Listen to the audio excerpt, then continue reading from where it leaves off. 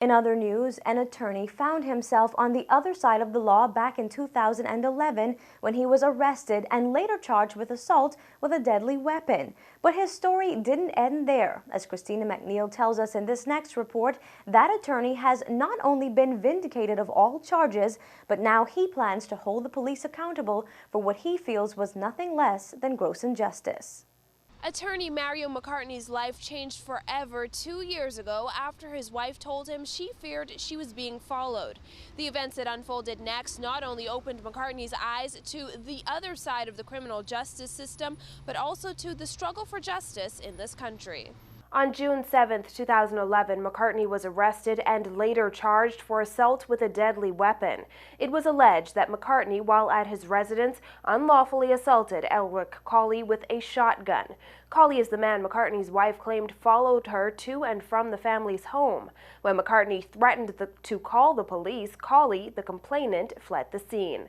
In the meantime, officers from the Arawak Key police station visited the home to take McCartney's statement. That's when Caelum returned to the McCartney family's home with officers from the Nassau Street police station who arrested and charged McCartney. It has been rough. The process has been rough. I was arrested without knowing what I was arrested for. I was charged without knowing what I was being charged for, only to find out these criminal offenses, alleged criminal offenses, at my first appearance. That is ill treatment by the police.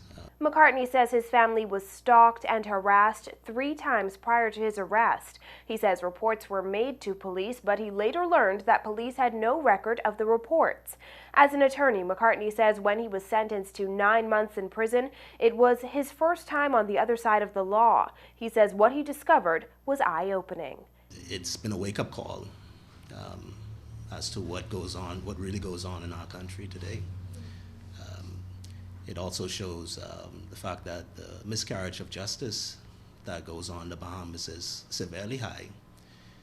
The fact that you have persons who, with or without attorneys, they head to trial, being convicted and being innocent of those charges, it does shine a light on the impact of what goes on in this country today. It has come to the point where it has become even psychologically challenging. To the effect that your credibility is at stake, your image and your professional reputation is at stake.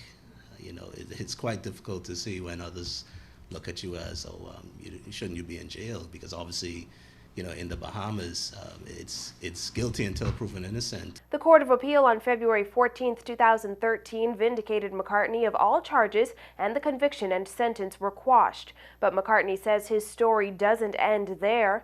Throughout the entire ordeal, McCartney maintained his innocence and contended that he was acting in self-defense when he stood outside his home with a licensed shotgun. During the trial, as new evidence was discovered, McCartney and his attorney Mark Roll filed a formal complaint. While McCartney couldn't go into detail about what that evidence was, he says the police can expect to hear a lot more about this matter.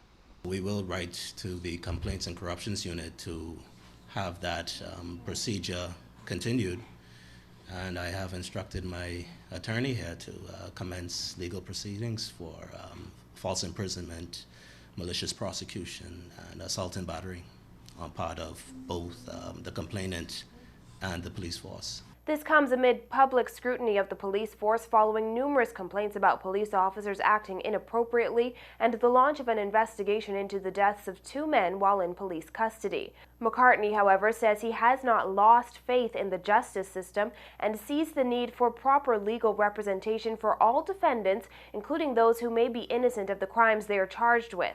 Meanwhile, McCartney has resumed his work as an attorney at the family practice Lex Justice. While the charges continue to haunt him, he says he and his family are trying to move on. Reporting for NB12, I'm Christina McNeil. Coming up after the break, Seventh-day Adventists call for an end to discrimination.